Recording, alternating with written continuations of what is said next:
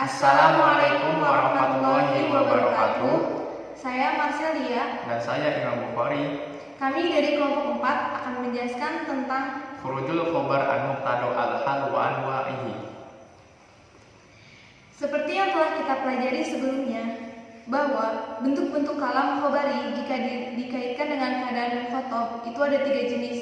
Yang pertama yaitu khobar ibtidai yang tidak menggunakan pengukuhan, yaitu untuk mukhatab khalidini atau mukhatab yang polos atau mudah percaya. Yang kedua yaitu kalam khobari yang digunakan untuk mutarodid atau orang yang ragu-ragu yang menggunakan satu pengukuhan. Yang ketiga yaitu khobar inkari yang digunakan untuk mukhatab munkir atau mukhatab yang tidak percaya dengan menggunakan lebih dari satu pengukuhan.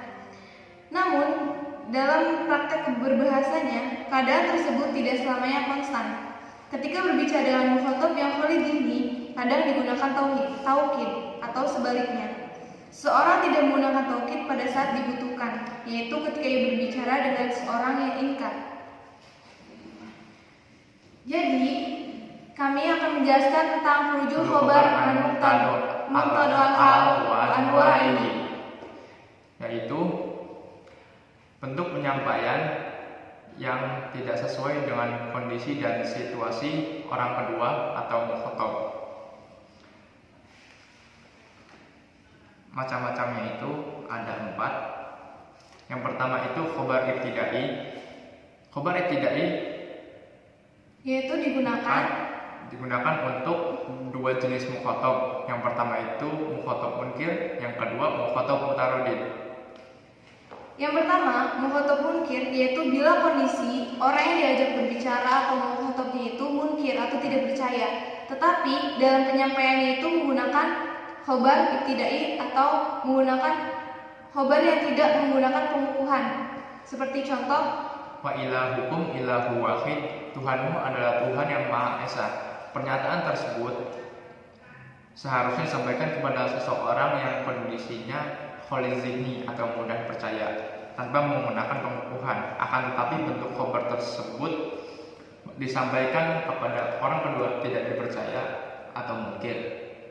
Allah Subhanahu wa Ta'ala menyatakan keesaannya kepada orang kafir yang seharusnya pernyataan tersebut menggunakan minimal 2 pengukuhan karena keingkarannya, tetapi Allah Subhanahu wa Ta'ala tidak menggunakan karena sebenarnya di hadapan mereka sudah terdapat bukti-bukti yang nyata dan argumen-argumen yang pasti. Jika mereka mau mempercayainya, maka mereka tidak akan mengingkari keesaan Allah Subhanahu wa Ta'ala. Selanjutnya yang kedua yaitu mukhatab mutarodid bila kondisi orang yang diajak bicara yang mutarodid atau ragu-ragu, tetapi dalam penyampaian itu menggunakan khobar ibtidai atau khobar yang tidak menggunakan pengukuhan. Seperti contoh, al-malu wal banuna zinatul hayatid dunia. Harta dan anak adalah perhiasan kehidupan dunia. Pernyataan Allah Subhanahu wa Ta'ala tersebut seharusnya disampaikan kepada seseorang yang kondisinya kholizini atau mudah percaya tanpa menggunakan pengukuhan. Akan tetapi bentuk khobar tersebut disampaikan kepada orang kedua yang kondisinya mutarodid atau ragu-ragu dengan menggunakan satu pengukuhan.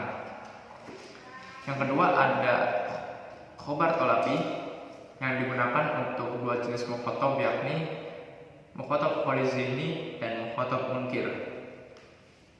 Yang pertama yaitu kholizini, yaitu bila kondisi orang yang diajak berbicaranya yaitu kholizini atau polos atau yang mudah percaya, tetapi dalam penyampaiannya itu menggunakan khobar tolabi atau menggunakan satu pengukuhan.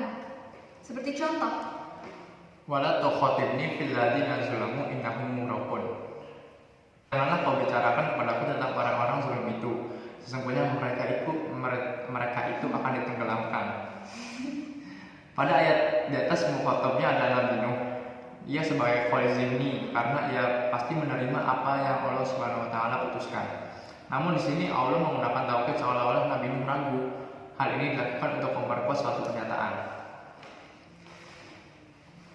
Yang kedua yaitu munkir. Bila kondisi yang diajak bicara atau mukhatabnya itu munkir atau orang yang tidak percaya, tetapi dalam penyampaiannya menggunakan khobar tolabi atau hanya menggunakan satu pengukuhan, seperti contoh. Inna sholata tanha anil fahsya'i wal munkar. Sesungguhnya sholat itu mampu mencegah perbuatan yang keji dan munkar. Pernyataan di atas seharusnya disampaikan kepada seseorang yang ragu-ragu akan kemampuan fungsi sholat bagi pelakunya dengan menggunakan satu pengukuhan saja, yaitu inna. Akan tapi sampaikan kepada orang kedua atau mukhatabnya tidak percaya atau mungkir. Yang ketiga, ada khobar inkari. Khobar inkari digunakan untuk dua jenis mukhatab. Yang pertama itu mukhatab kholi zihni dan yang kedua itu mukhatab mutaradid. Yang pertama, kholi zihni. Bila kondisi orang yang berbicara ini kholi zihni, orang yang diajak berbicara kholi zihni, tetapi dalam penyampaiannya itu menggunakan khobar inkari atau khobar yang menggunakan lebih dari satu pengukuhan, seperti contoh. Wallahi innal mudarrisa laqad kana hadiron. Demi Allah sesungguhnya dosen itu benar-benar pasti datang. Pernyataan di atas seharusnya dikemukakan kepada seseorang yang mengingkari kedatangan dosen dengan menggunakan sumpah ditambah pengukuhan dengan huruf inna ditambah lam ibtidah dan lafaz qad sebelum kata kerja.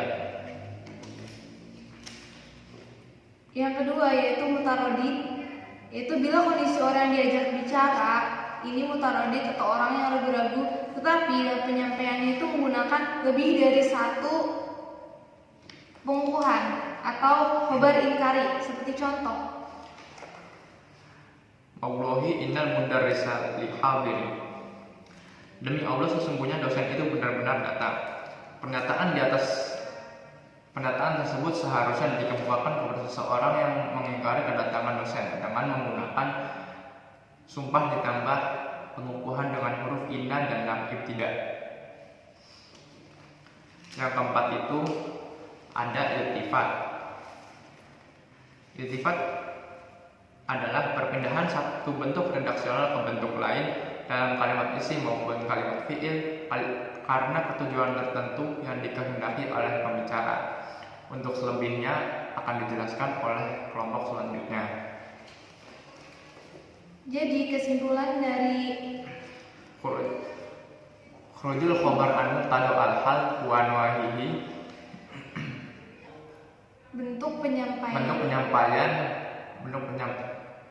penyampaian yang tidak sesuai dengan kondisi dan situasi mukhatab atau orang yang diajak berbicara. Itu ada macam-macamnya, itu ada 4. khobar ibtidai yang digunakan untuk mukhatab yang munkir dan mukhatab yang mutaradid. mutaradid. Yang kedua khobar tolabi yang digunakan untuk kholi zihni dan mukhatab yang munkir. Yang ketiga yaitu khobar inkari yang digunakan untuk mukhatab kholi zihni dan mukhatab mutaradid. Dan yang keempat itu ada iltifat. Mungkin sekian dari kelompok kami, kurang dan lebihnya mohon maaf. Assalamualaikum warahmatullahi wabarakatuh.